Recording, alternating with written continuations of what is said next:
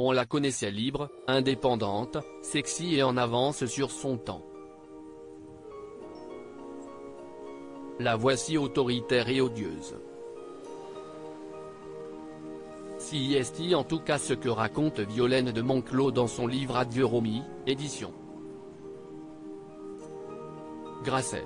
Cet ouvrage décrit une actrice qui faisait vivre un enfer à ses partenaires de tournage, comme le rapporte France Dimanche qui publie des extraits ce vendredi 1er juillet. Cela aurait ainsi été le cas avec Yves Montand, avec lequel Romy Schneider a pourtant joué au cours de 3 longs métrages, dont le magnifique César et Rosalie.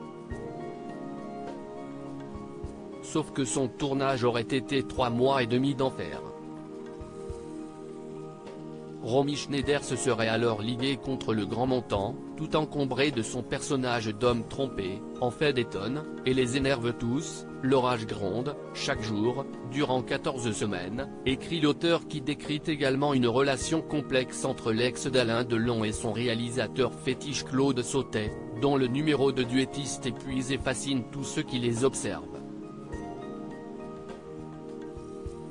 Cela ne se serait pas beaucoup mieux passé sur le tournage d'une histoire simple dans lequel elle donnait la réplique à Claude Brasseur. Cette fois, si est lui qui aurait fait les frais de la rage de Romy Schneider.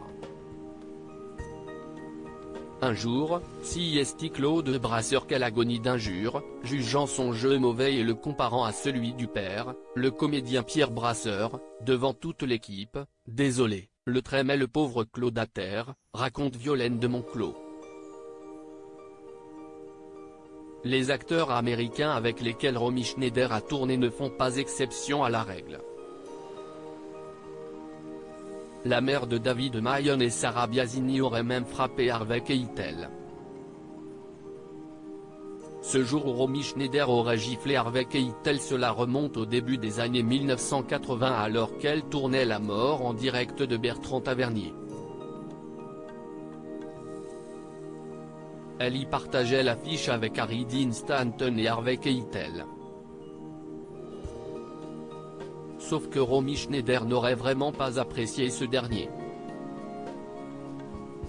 Tout chez lui exaspère la comédienne, et surtout son jeu très actors studio qui le pousse à réfléchir des heures tandis qu'elle est plus dans la spontanéité, rapporte France Dimanche.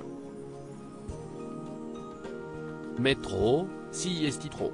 Alors, un jour, Romy Schneider n'y serait pas allée de main morte. Blâme, Romy lui colle une baffe, si est avec moi que tu joues. Tout le monde est stupéfait, raconte Violaine de Monclos. Sous le choc et sachant que David Mayon est présent sur le plateau, Harvey Keitel n'aurait pas réagi. Il lui aurait tout de même lâché, si ton fils n'avait pas été là, je t'aurais giflé moi aussi. Ambiance.